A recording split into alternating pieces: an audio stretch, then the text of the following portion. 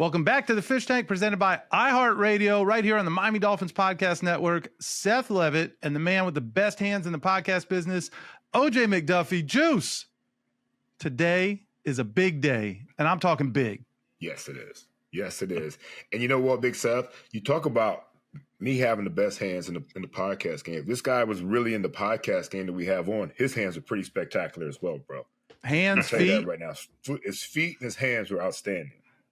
There was a lot of outstanding. In fact, I would say a lot of Hall of Fame worthy play from this gentleman right here. Richmond Webb diving back into the tank for the first time since 2020. Is that possible? Yeah. How about that? What's happening, big fella? It's been a minute now. You know, big fella like me don't dive. I kind of just stick my feet in the water. You know, it might be a little shallow on that end. I can't just dive in. I gotta step in. I gotta ease in there. How y'all doing this morning? We're doing great. And based on what you told us the last time you were on, I went back and listened to it. First of all, it was crazy. That was, you know, I had my whole COVID look going. I had a beard that had a lot less white in it, and had way too much growth. I was wearing a Tua Tagovailoa lei in celebration of him being our first round draft pick. And clearly I had, you know, it was a good decision by me based on what we've seen from Tua. But you told us that you can't dive in then because you said you will sink like a rock. That's what you told us. That's it. Ain't nothing changed but the calendar date. It's still the same. That's it. Yeah. Well, you are not sinking, my friend. You are soaring. So we're so excited to have you back on. And I know you've been on the circuit. I know you've, just in the last 18 hours or so, you've had a handful of interviews. So we appreciate you squeezing Juice and I in. Don't do that. Don't do that. Don't do that. So I warned you about this yesterday. I should have knew. Every time you and Juice get together, I'm the target, and I'm not hard to miss. So I'm like, okay, I'm a roll. I got my vest on today, so I'm good. You got it on? Yeah. All right. You just said no surprises. Yeah, 1,000%. You are the target today, bro. Absolutely, the target today. I think I'm ready. I don't know because I don't know what y'all got up y'all sleeve. So let me slow down a little bit. I think I'm ready, but I don't know. All right, well, Big Seth, let's kick this thing off right, man. All right, let's kick it off the way we need to. It's just a huge congratulations on being named, you know, one of 25 modern era semifinalists, Big Webby, for the Pro Football Hall of Fame class of 2025. This is obviously long overdue, man. And in our opinion, but you know, here we are. We're ready to go, right? So tell us exactly, you know, where you were when you found out, how you found out. And, you know, what did you feel in that moment, Webby?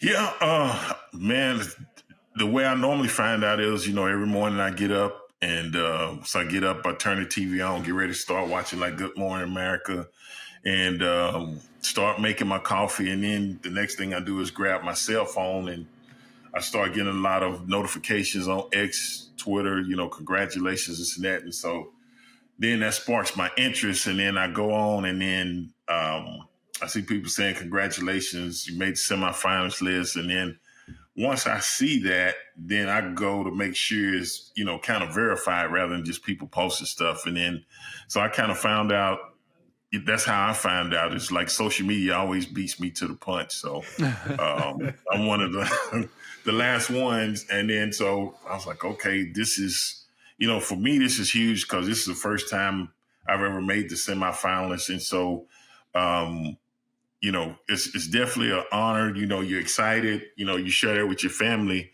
But then, you know, it's humbling because I think, you know, when you look at the people that's on the list and then to make it to 25, which is accomplishment in itself, and then to see how people are really, truly happy that you made it on social media, the congratulations, stuff like that, it can be overwhelming. But that's how I found out. And, man, I was truly happy because I've never made it this far before.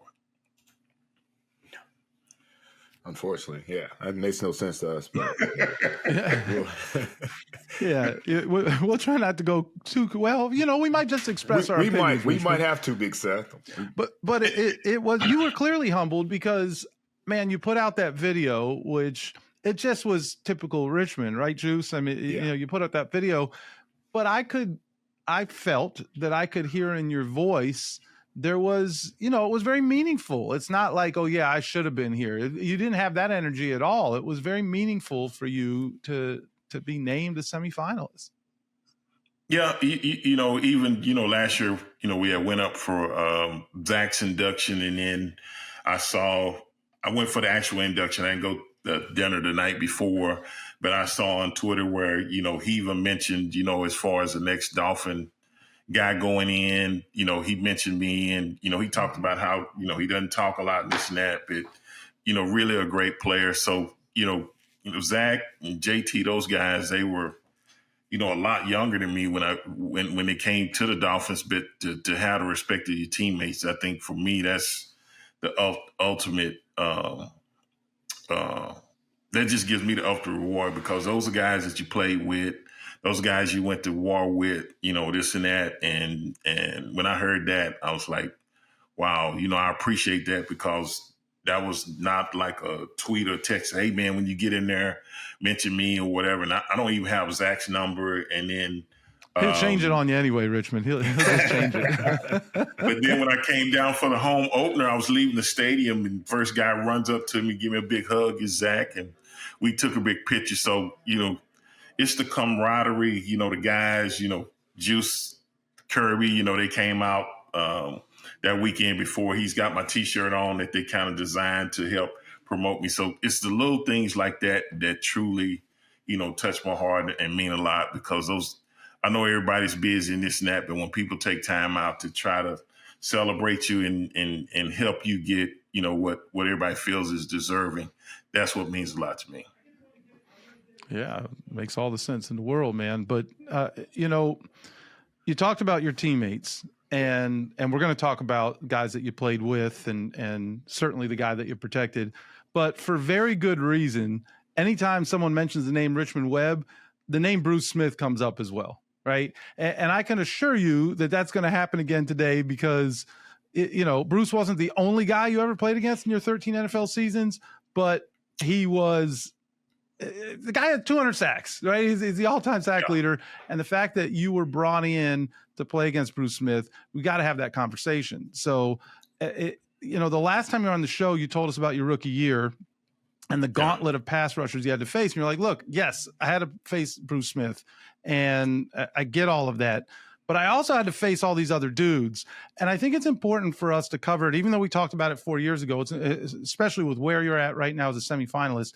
It's important to discuss the gauntlet of pass rushers that you had to face and how you were so dominant from the time you stepped foot in the National Football League. So let's talk about this. Your rookie season, selected as a Pro Bowler by your peers after your rookie season. It doesn't happen a lot at your position. In fact, I think you were only the second guy at the time to be selected as a left tackle Pro Bowl starter. And so that in and of itself is an accomplishment. But you start off the preseason, Richard Dent and the Bears, right? Yep. Clyde Simmons and the Eagles, throw in a little Carl Mecklenburg of the Broncos in your third game, which is the one that most closely resembles, or at least at that time, would most closely resemble what, an actual full game would be like. So you got your fair share of Carl Mecklenburg. And then you close the preseason out with Chris Dolman of the Vikings. You know what I mean? And so if we look at that list, Juice, there's 2 Hall of Famers in that crew, 488 and a half combined career sacks with those 4 guys. And it's just the preseason. And, oh, by the way, here's young Richmond Webb, tried to beg Buddy Ryan to let him, work out as a guard. It wasn't even right. And so you're just getting your first reps as an NFL player. 1 sack. Those 4 guys combined for 1 sack in the preseason. So I want to put that out there.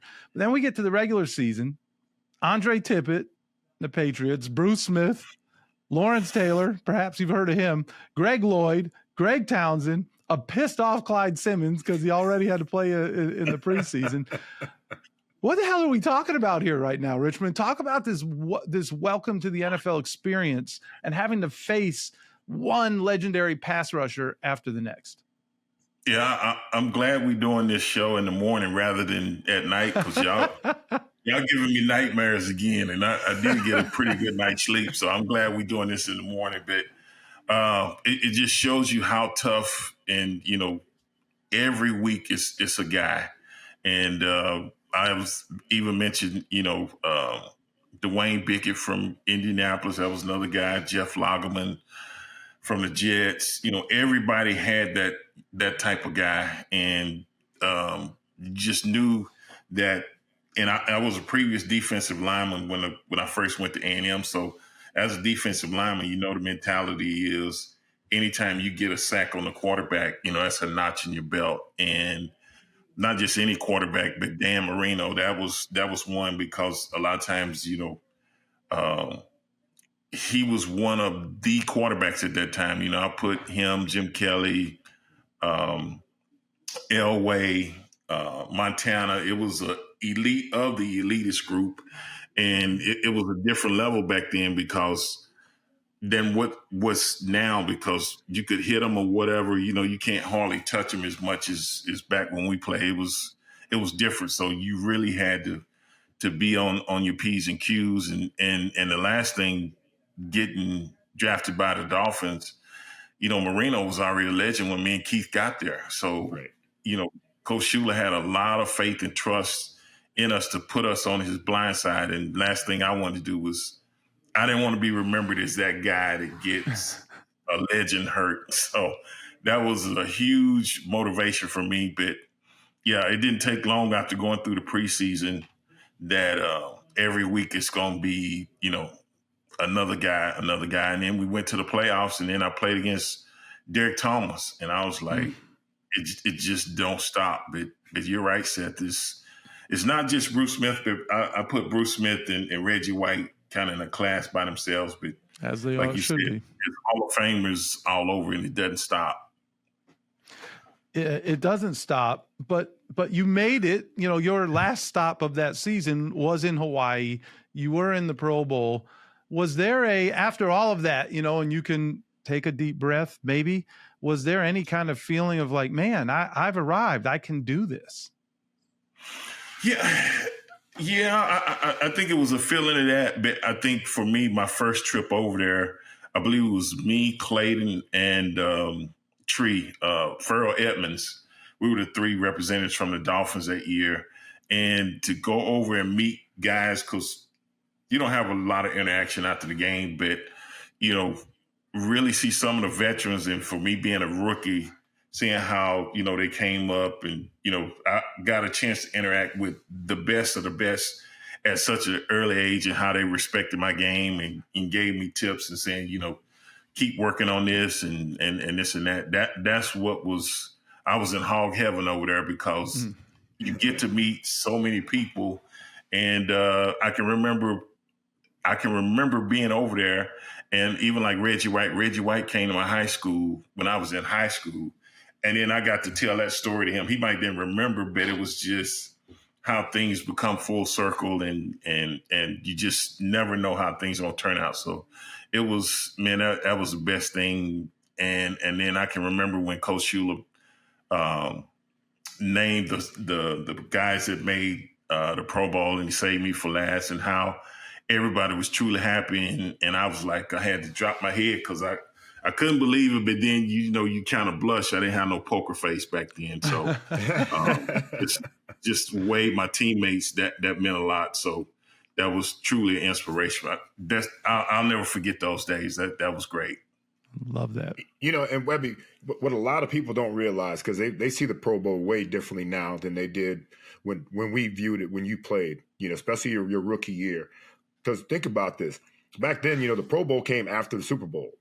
So, so people didn't opt out of the Pro Bowl like they do now. They don't get down to, like Seth and I talked about earlier, the 15th alternate and anything. These are the best guys of the season that played, at a high level.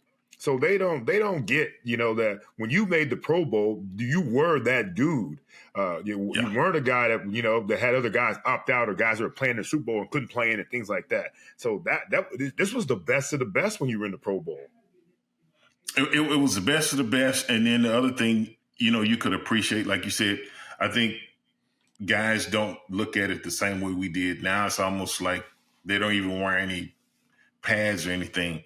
But I can remember Buffalo went to the Super Bowl. They lost, but those guys showed up, played, and competed for the AFC. It was a big thing between the AFC and the NFC. Yeah. And you're right. It's just not viewed or whatever.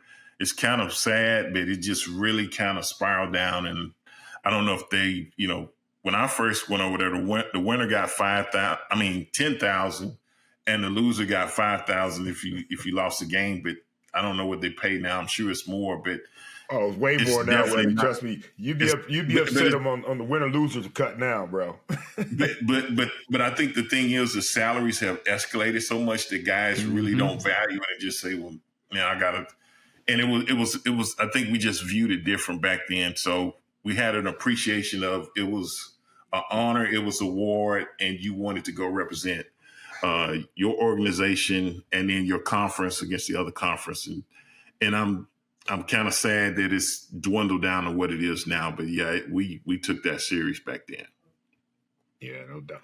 Big Seth, I want to go back to that list you were just talking about before we got into the Pro Bowl part, man. And it's it was like this list you were talking about.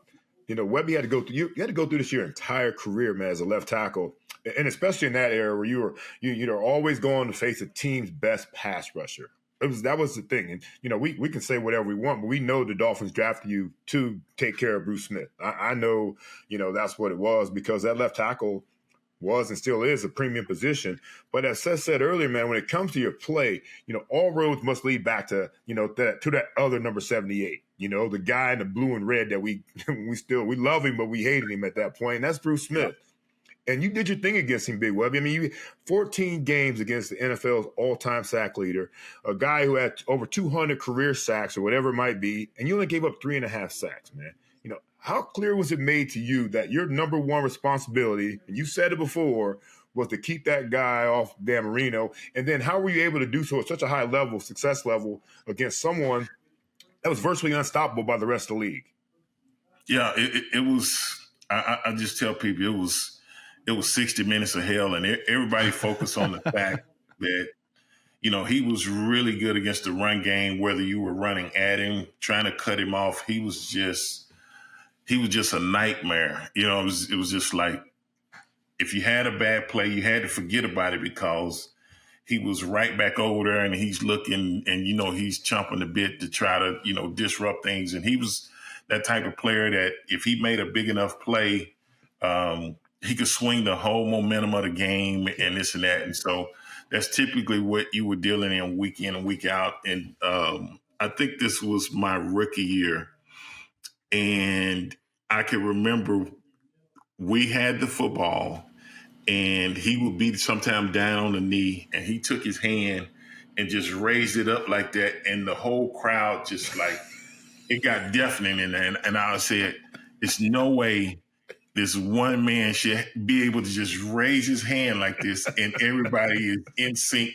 And it just gets, I said, man, this guy's got too much power up here. I didn't know if I could have figured out a way to kind of distract that or whatever I would, but he was just that guy. And, but they hated us. I mean, we hated them too, but I had to read the media guide and I was a rookie and I said, man, I had to understand the rivalry. Right. And then I was reading through the media guide. Everything's digital now, but it was a little book and I'm reading and I said, oh. So I'm reading and the Dolphins beat the Bills like 20 times in a row. And this was back when like OJ I don't think the Bills beat them in the 70s. Right. And they still don't forget. Even now in the 2024, they still, whatever it was driven so deep in their heart that it'll never heal up. So I'm just like, hey, man, it is what it is. It's just what we got to do it. We got to do it. But the thing I can say about it is it's mutual respect after the game. It's just we got to do this now. And, hey, we'll talk after the game. But right now, you over there and I'm over here. And I'm going to give you my best for 60 minutes or overtime. Whatever we got to do, we're going to keep swinging until it's over. But just a tremendous amount of respect for them and this and that. But, yeah, it ain't nothing going to change. So I don't like them now. I'll deal with them, off the field. I don't have to play anymore, so I don't have to have that animosity like when we went up there and walked down that ramp. I'll never forget that. And my man B. Leaning Cox, backwards. B. Cox walked down the ramp with the fingers up, and I was behind him. I was like, man, we ain't even kicked off, and he's setting it off. But I'm like, hey, that was my teammate. We was gonna ride together. So that's just the stuff that I remember and forget. But yeah, 78 in the blue and white with the red helmet. Yeah, you can't describe it no better than that. That was a handful. Webb, it's so funny. You talk about the mutual respect, after the game. Hell, what you told us a story about Keith Sims, the interview that Keith Sims that pissed Bruce off. Hey, you know man. what I mean? That's before the game right there. So how was the respect before the game, based off of that story? You know what? And you know what? I blame Tim McCarr because one thing, Keith was my man, right? I'm gonna tell you what, Keith, and he'll admit to this today.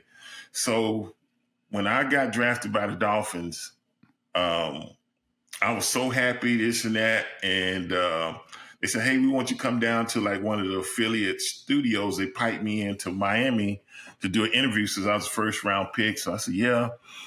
So went down there, and then I can't remember. I think I was on NBC that day, and they said, "What do you think about Coach Shula?" And so I knew he was one of the guys that I respected. I'd seen the Dolphins on Monday Night Football, stuff like that. But I was big Tom Landry. I grew up in Dallas, so I kind of put him in that class of coaches. And I said, "Oh yeah, it's gonna be cool." He looked like he wears shades on the sideline, and he's got a nice tan and this and that. And so Coach Sandusky, which was my line coach, he said, "Man, he's in a rude awakening, when he gets down here." So got down there, and we were at Juice. I don't think you wasn't at St. Thomas University. I think you missed one mini camp, Big Webb, and then we went to the big place in Davie. He tried to claim it, Richmond, like he came up the hard way. He tried to claim it. That's why I came up, man. That's why I got my, you know what I mean? That's why I grinded out, baby. We're at St. Thomas University, right? So I come down from minicamp, and they pull up to the facility. They pick me up in like one of those white church vans.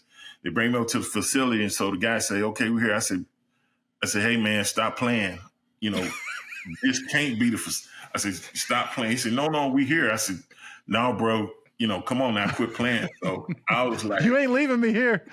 Oh man. So I was like, okay, so we get there and, do the interviews. And then like the day before, which nobody told me, we had to run a 12-minute run. Oh yeah. So my mistake was I went and looked at the fields. They had those green screens up where you couldn't see through. And I looked, and the first thing I said was, it said, "You got to do like 5 laps or 5, whatever." I said, "I know we ain't got to run around both of these fields." It was just like, I get up that morning, they got cones, they got coaches, scouts at every corner, and it's around both fields. And I'm like, I was done before I even ran it. I just freaking out. And then what made it worse, every time you turn a corner, it was people with stopwatches and saying, "Hey, you're behind. You need to pick it up. You need to pick it up." It was hot. It was humid. I was sweating. So I said, okay, from now on, I'm going to keep my mouth shut. So we come to that. And so Keith, what I love about Keith was always my spokesperson. I could always whisper something to him, and he would be the guy to say it. I was like, I done figured out, I need to keep my mouth shut. So we getting ready to play Buffalo. We had beat them in Miami, and so we're going up to Buffalo. And we had a guy, Tim McCarr, from the crib.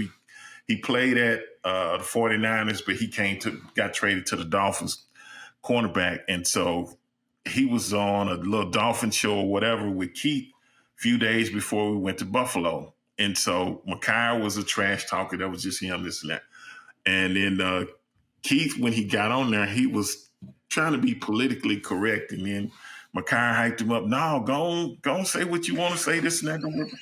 And so Keith was like, he said, "Yeah, I'd rather run, at Bruce Smith than away from him," because what he said was true, because it was almost impossible to cut Bruce Smith off. So I understood what he was saying. And then he talked a little bit about the whole defensive line. I think Cornelius Bennett was his neck. So we go to Buffalo, and, the visitors always run out there now. I can't remember if offense or defense got out. We're on the sideline, And anybody knows me and Keith always, for some kind of way, ended up side by side for each other. So they introduced the defense for Buffalo.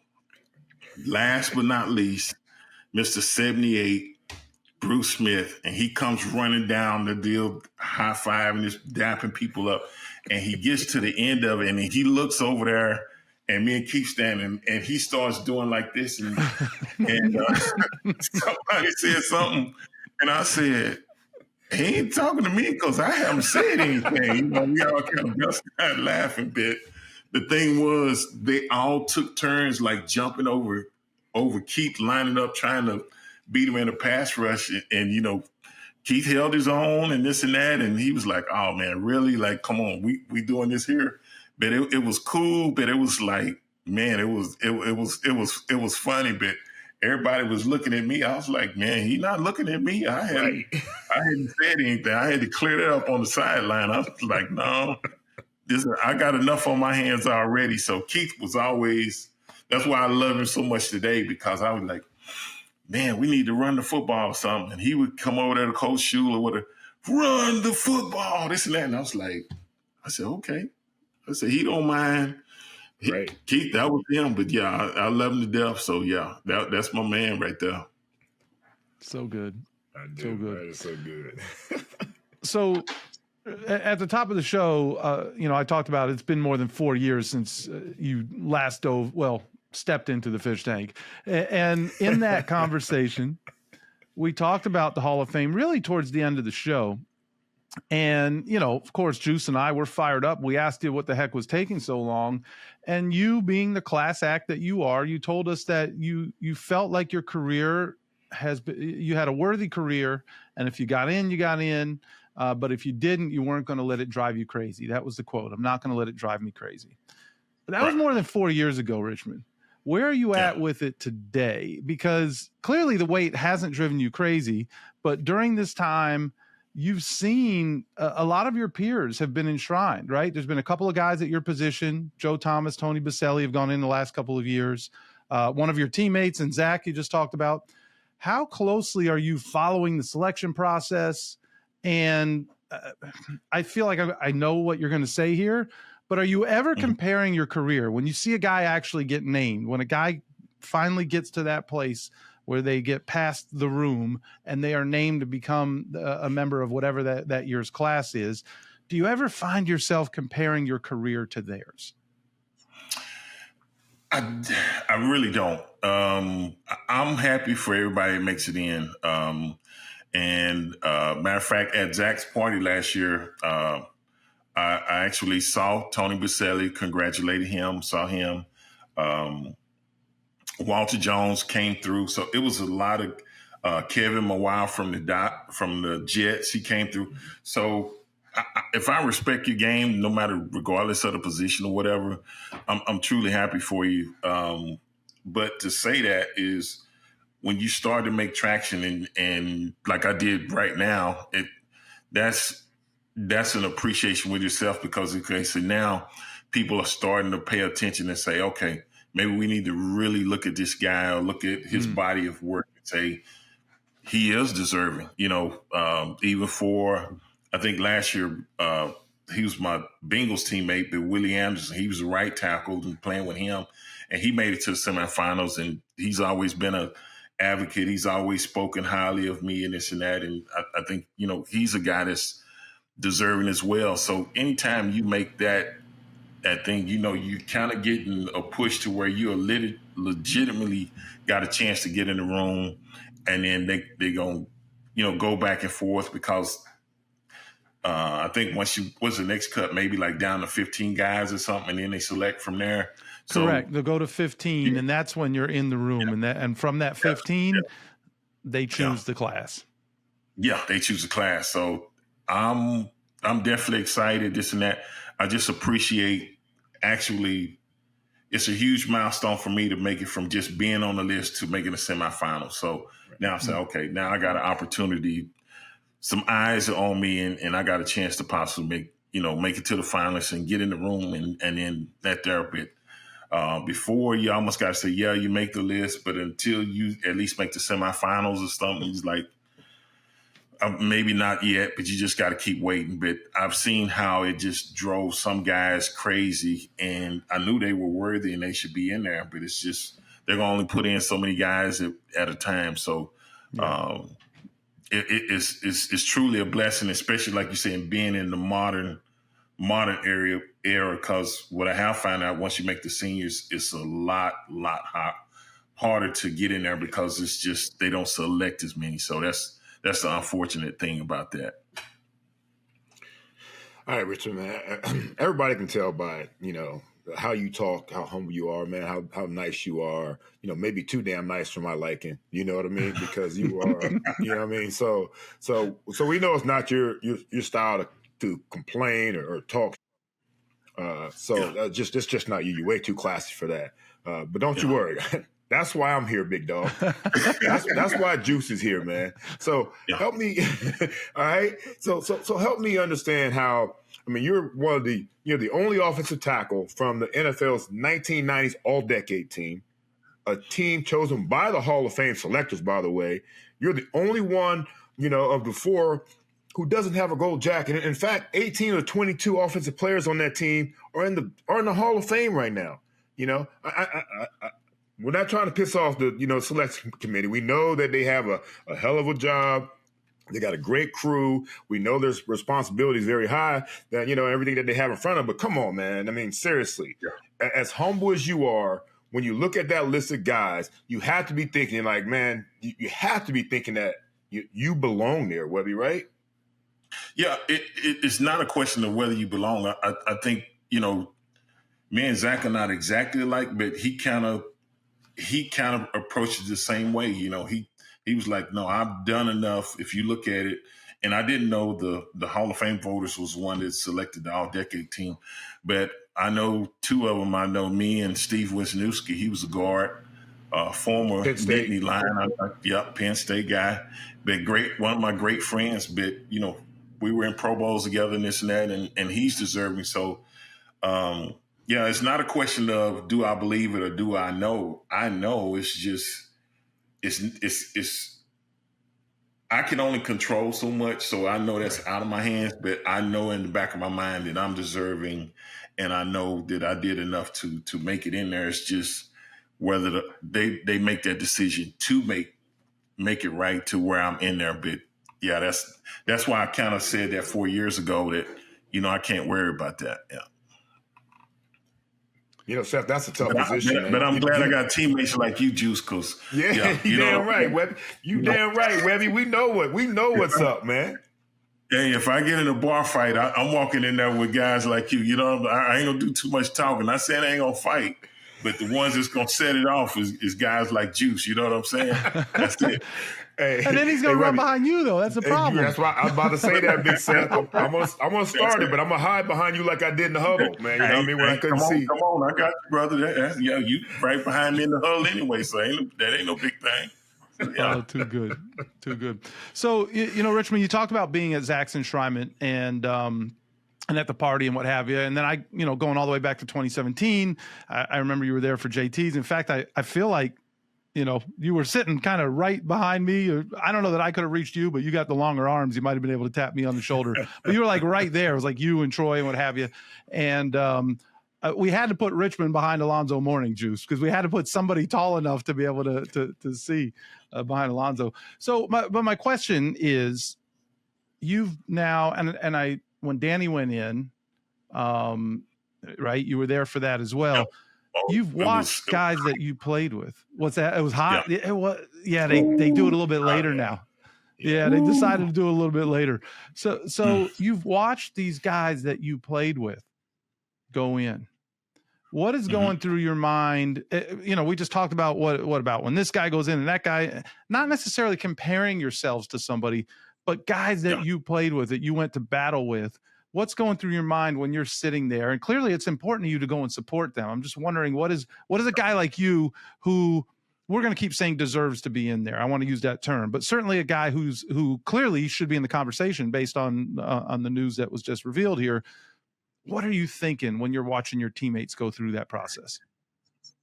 When I see my teammates go through it, I'm just overjoyed. like you said, going with Dan. I remember at the end of his speech, he had Clayton stand up and he said, I'm going to go deep one more time. It had Clayton stand up. Clayton caught the pass. I remember that. Fired it at him too, didn't he? He Clayton was fired nervous it. as hell too. He was nervous as hell. I would have been too, man. Hell. The main thing you want to do is you do not want to drop that last pass because it ain't going to be no do-over.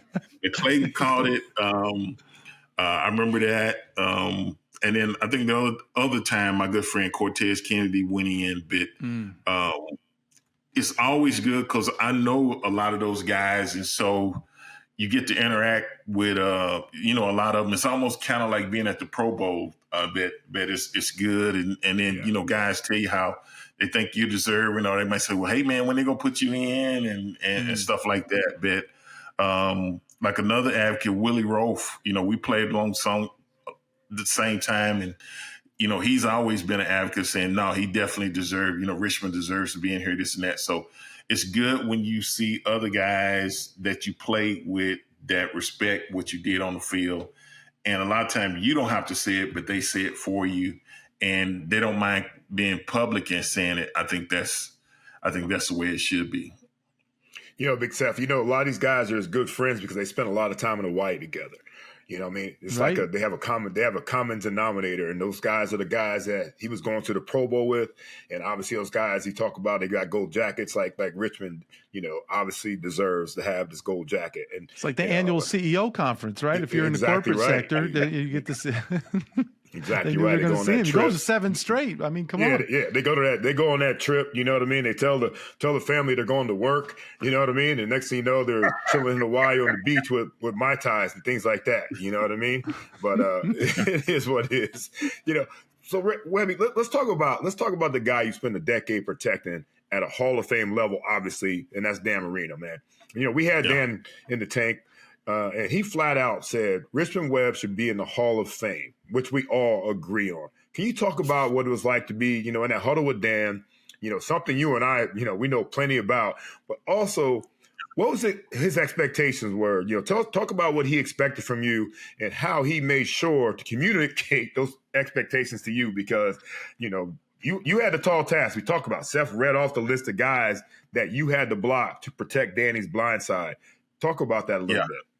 Yeah, you know what? The guys that when me and Keith came in, they were the standard, and it was like you're gonna either raise your level of play, or you're gonna be out of here, or you're gonna be on the sideline. So I think that was the way Coach Shule kind of had things designed. Is that it was Marino, Duper, and Clayton, those guys that popped off, and as far as when we first got here, and I can remember.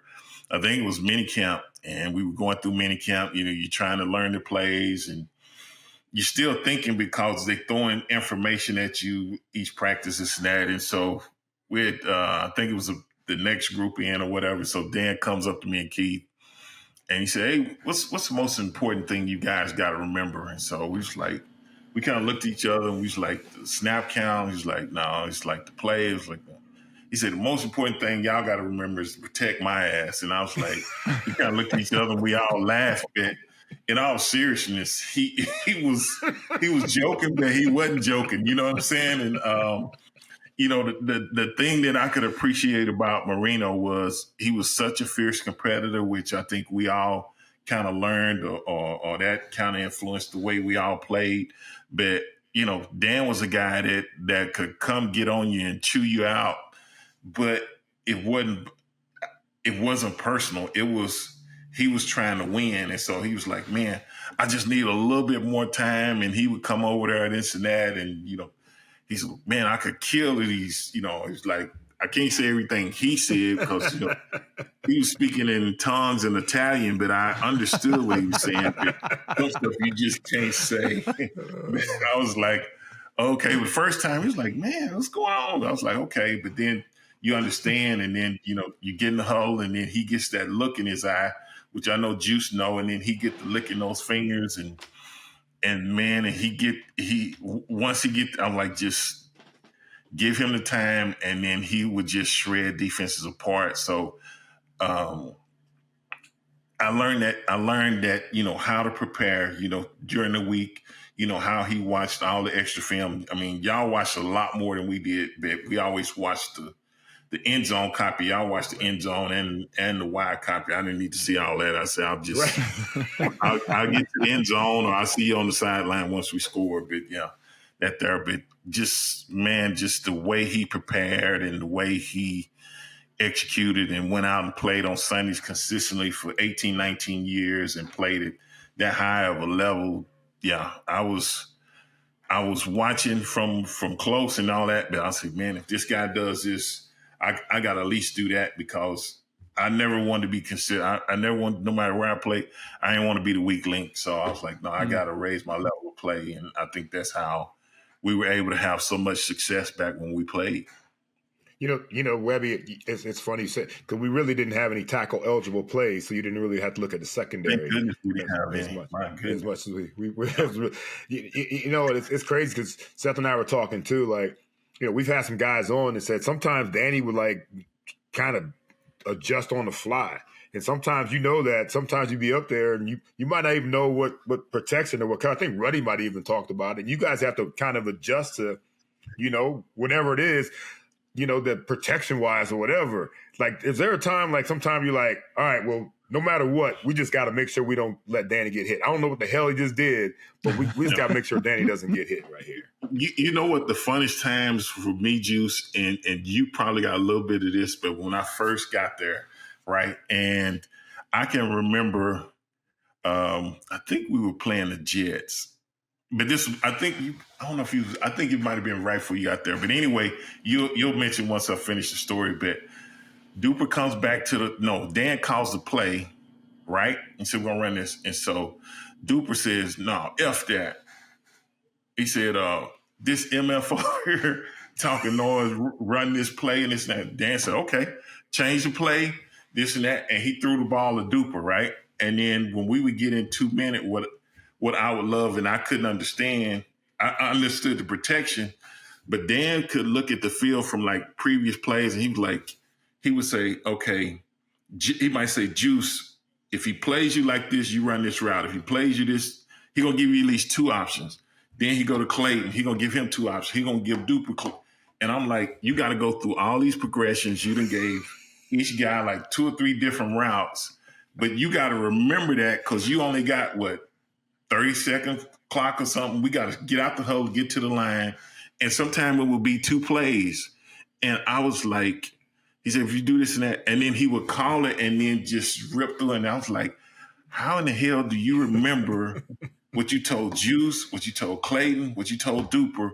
You go out and then you got 2 or 3 options each guy. And it's like, you go through and just shred it up. And I was just like, I just got to block this guy here. I had it easy, or just give him time. Yeah. I just got to block Bruce Smith. That's easy. They gotta remember all these damn routes they got to run, or options they got to run. I was just like, early on, it was a different level when I got there. I'm telling you, I ain't have nobody to talk to about it, but I would just go home and like try to process what was actually going on. I don't think, because people wouldn't experience that, and they'll just say, he was throwing people. I'm like, nah, it was something else. And I was like, surgical. Man. It was surgical out there, man.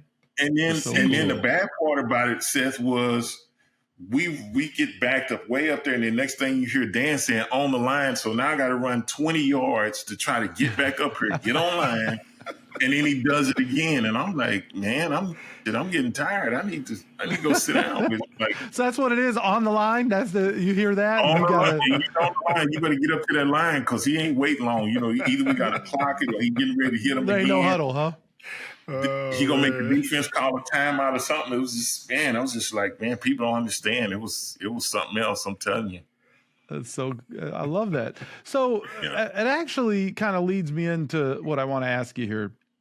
In that same conversation, and I've mentioned this before, where sometimes it feels like to me that Dan's greatness is almost being held against some of his teammates when it comes to the Hall of Fame conversation. Yeah. So, and Danny, we asked him about this, and he's like, well, it shouldn't be. It absolutely shouldn't be. But when I look at a guy like you, and I look at a guy like Mark Clayton, it almost Yep. seems to me like the counter to the whether it's the selectors or whoever's a naysayer, the counter to your accomplishments is, well, yeah, but he played with Dan Marino.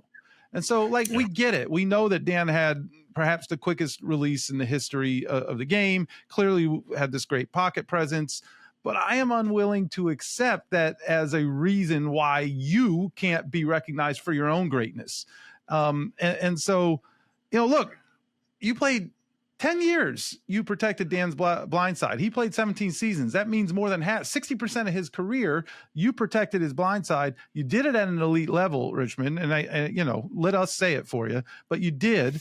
And I think that doing that for and with someone who had the career that Dan had should also be a feather in your cap. It shouldn't be a detriment. It shouldn't be the reason why we say, well, he can't be that good because he had this guy. It should be like, no, he allowed Dan to continue to be great for so long. And so I just wonder what you think about that. Yeah. For one, I know it's not true. And you make a great case when you bring up a guy like Mark Clayton. I used to watch Clayton when it was clutch times. It was, Duper was the deep guy, but, Clayton could run in between double coverage and get open, and just wasn't the fastest guy, but just, they were clutch, and Juice came in under that tutelage of them guys too. So he knows, he can verify what I'm saying. And then the other thing is, when me and Keith got there, I tell people this all the time, because the next thing they were saying, well, he's a great pass blocker, but he can't run the football. And I'm like, no, that's not true. Keith went to Iowa State option. I went to A&M. We ran option, heavily run. So we had to make a 180-degree turn, because that's what Dan was doing. And we were brought there not to change the offense. We were brought there to continue to let Dan Marino do what he does best and did better than anybody else.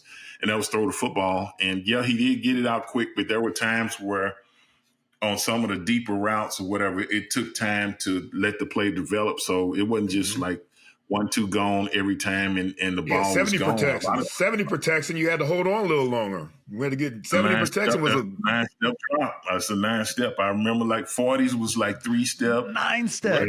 Like, 90s was like 5-step. Yeah. So it was just like, it takes a little longer, this and that. So I don't understand it. And then, as many touchdowns he threw between Clayton and Duper, and then I feel he's been penalized as well. But I don't know where that narrative came from or why they decided to do that. But like Dan said, it shouldn't be that way. And there's nothing that he did to say, well, no, I did this by myself. We know that because we played with Dan. But hopefully that changes, because I'm pulling for Clayton as well, because he deserves to be in the Hall of Fame as well. Yeah, Richmond. I hear that. I hear the argument, that people want to talk about, man, because of Dan being the way he was the pass rush. It's a passer, your protection on him. But, when they talk about, you talk about your run block and where you came from. You weren't just brought in to, when they scouted you out of A&M, you weren't just a freaking, pass protector. You also had to get in the run game, you know? And that's all important. It's like, so we talk about this all the time. When they say you can't pass block or you can't run block, I say it's bullshit. It really is bullshit. And, and it is. You were asked to, you maximize your abilities in the scheme that we were operating in. We were a pass first offense. That's just the way it was.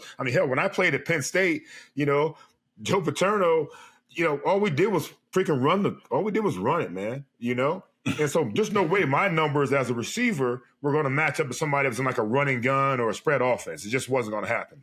So for you, for those 6 seasons of your career where you were just pretty much asked to block 60% of the time, somewhere along there, right? So to be challenged, people want to challenge you on your run blocking. I think it's short-sighted. It really is, because they have no idea what you are asked and tasked to do all the time with that offense. I'm coming from Penn State, all we did was run, and then I get to the Dolphins, all we do is pass. Hell, that's a great worked out pretty good for you, Juice. It worked out pretty damn well for me, man. You know what I mean? So you talked about it a little bit, but no. The thing I didn't mean to cut you off, Juice. But go ahead, the thing is, the amazing thing is, and it's like me and Juice total opposites, right? When we kind of describe college versus pros, but the thing that you got to give credit for is like Tom Heckert and those guys in the scouting department saying, okay, even though I came from a run dominant offense in college, and you can look at it and say, this guy still has the ability or skill set to fit in our system and to do extremely well. And the same way with Juice, Juice used to return punts. I remember that and stuff. And then he got big time, and then they moved into where you just a receiver. You get important. No, I'm just saying. We're talking about Richmond Webb. We're talking about Big Sexy right now. We're not talking about Juice right here.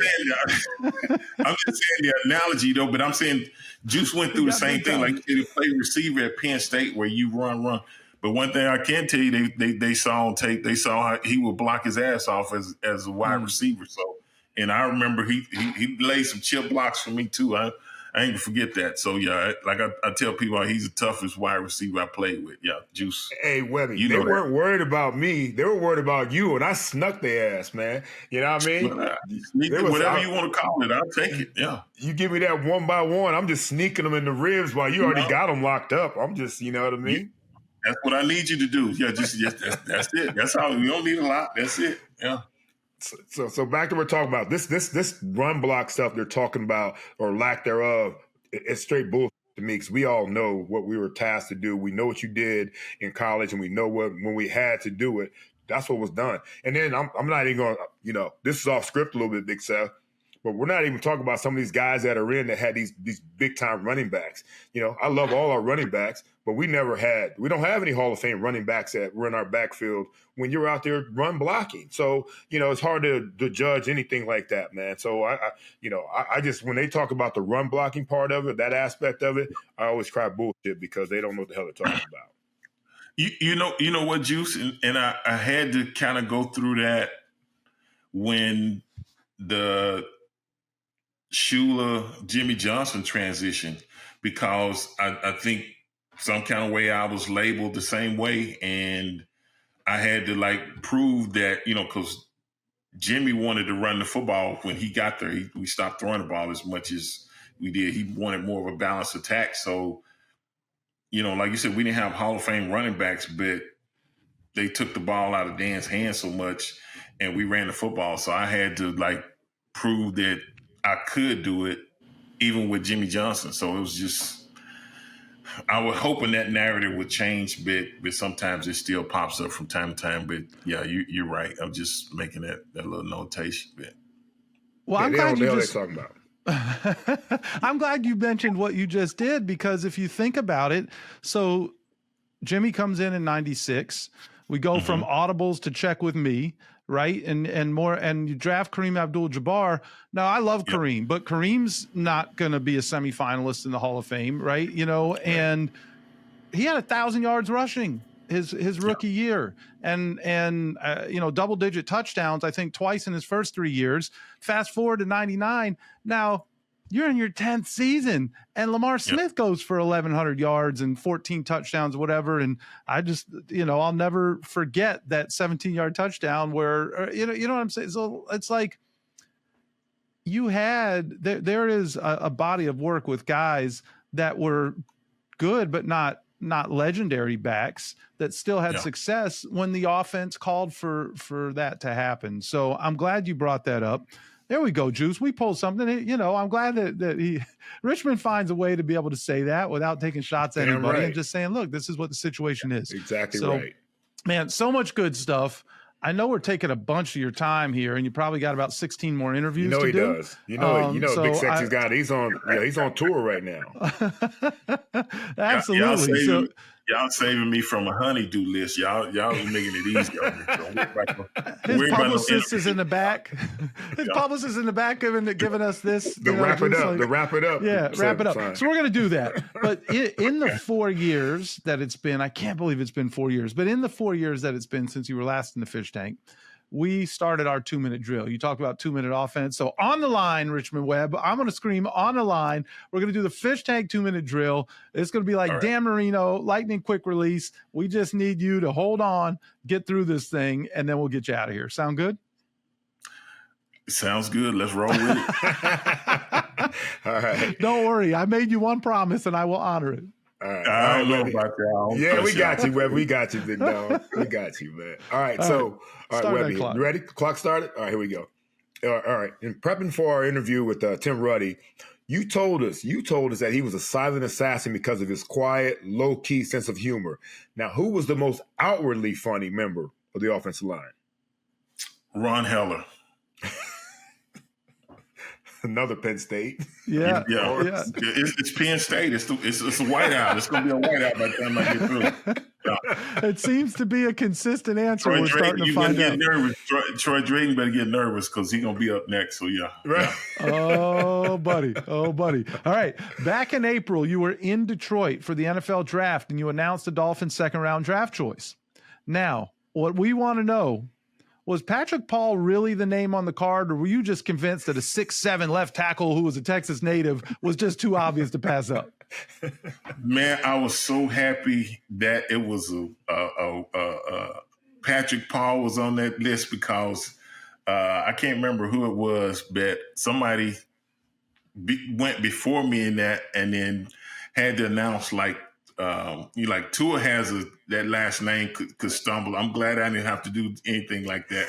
I think it was somebody. Wait, so it wasn't that he played your position, and it wasn't that he was from Texas. It was that his name was easy to pronounce. I wouldn't have wanted to announce. I'm gonna tell you this. I wouldn't have wanted to rip his name up. I got too much respect for Tua. I would have said Tua T from the University of Alabama Roll Tide. Dolphins select Tua T. Yeah, Tua T. Period. You know what I'm saying? But Patrick Paul was perfect for me. I'm telling you, because I was back there looking at the card, and I was talking to Curtis Martin. He was there, and I was from the Jets, running back. He's Hall of Famer. And they handed me that card, and I said, Lord, please let it just be a normal name. And it was Patrick Paul. And I was like, my chest inflated out. I walked out there with my strut. So I got this. I'm going to knock this part right here. Time out, Big Seth. Time out. I'm going to call time out for Big Webb. So very few people get to go backstage with this, and they get these cards, Big Webb. How nervous are these guys back there? Like you said, it sounds like it's a mess back there sometimes because you just don't know, and you're on national TV in front of millions and millions of people, and the name on the card could be the one that you might be remembered for pronouncing correctly or incorrectly for the rest of your life. That's crazy. And the thing you don't know, Juice, is like we're talking now, it's like they just give you, okay, here's a pick, and then the next thing you're walking out there. So it ain't like you got time to really study it and run through the name, O.J. McDuffie. You ain't got time for that. It's like their card and you're getting ready to head out there. So, that was it. I seen Patrick Paul tackle University of Houston. I said, I got this one here. Yeah. So they don't even give you phonetically. Like some guys need a phonetic. Like say it was Tua Tagovailoa. Like that'd be hell. I know he went the first round. He said he's going to a T. That's what he said he was going to do. I would have went to a T, and they would have thought me and Tua went to high school or something together. Your boy. That's my guy. To a T. I'm so happy for you. Roll Tide, Bama. I'm throwing so many distractions. They gonna say, I wonder why he must really know Tua because he didn't even say his last name. You gotta be able to roll on the fly, baby. That's what I'm saying. Yeah. That is so good. Well, it was a great selection anyway. I think both you and Chris Greer. Yeah, you and Chris Greer and the entire scouting staff, I think they got us a winner there. They didn't let me elaborate. Yeah, me and Chris got together. Yeah, we can roll with that. Yeah, that's good. Let's do it. Right. Time back in, Big Seth. All right, Richmond, if I were to fit you for a gold Hall of Fame jacket, what size would it need to be? Because I just don't feel like I can run over to Macy's and pull one off the rack. It just doesn't seem like I can do that. No, you have to go to the yellow cab down there and you know how they wrap those vehicles? You'd have to get that sucker wrapped now. We ain't got time for all that material now. We ain't got time for that. So yeah. Oh God. Hey, Big Steph, time out again. Okay. You're running through them, Juice. You're I running know, through them. man. We didn't know how many we had, but I'm gonna tell you He this. called 2 minutes. He called 2 minutes. Y'all called 2 minutes. I'm just going by what y'all did. I'm playing by y'all rules. I know. Hey, Big Seth, when Big Sexy got on the planes, man, on the road trips, the amount of material, because his jacket back then, he wore from the shoulder down to the knee. Right. Yeah. You know, it looked like an overcoat, looked like a, you know what I mean, a London Undertaker Fog. up in here. Yeah, man. His you know, that's why he's Big Sexy, because his outfit's wrong. You need them transition lenses too, Juice, to dim them lights, you know, because I was coming bright and colorful back in the day. Yes, he was. I worked those, yeah. Oh, you so ain't got good. the transitions on today, yeah. You need them. And now you just go to the car wrap. There's the web. See, that's the way we've been talking about the humility. I love it, man, because his play and his dress were bold, Big Seth. They were loud. Yes. You know what I mean? I loved it. Absolutely. Absolutely. All right. We got one last play on the line. Clock is starting back up again. Listen, we're going to put this into the universe right now, okay? There's nothing you can do about it. I'm speaking it into the universe, Richmond Webb. So not if, but when you get that well-deserved knock, whenever it might be, this year, next, when you get that well-deserved knock and you are told that you will spend your forever football home in Canton, Ohio, who are you giving your first interview to? I guess the guy at the front door that knock on the door. He probably gets it. Fish Tank gonna definitely be right after that. There we go. That's what we wanted to hear. That's what we had. There we go. Now, if y'all at the door, we just press record right then and there a bit, yeah. I didn't figure y'all knock on my door. I hope y'all might scare me if I see you and Juice out there. I'm like, what I done? I don't think they're letting us get that close, but that is the 2-minute drill. Oh, yeah. And my man is close, Richmond Webb. You are so close, but there's still a little ways to go, and we certainly hope you get there because nobody deserves it more. And we will be there with you, Webby. You know that for sure. I know that, yeah. Man, I appreciate you guys, man. You know, we joke, we have fun, but I just, I miss because when we were all there together, we had some really good times, really good people. And so anytime you get to interact with that, it's always a great time. So like you said, hopefully everything pans out the way that we're believing it's going to happen. And then whenever it happens, we're going to get together and have a great time. So I appreciate that. No doubt. Thanks for diving in, Webby. Thank you.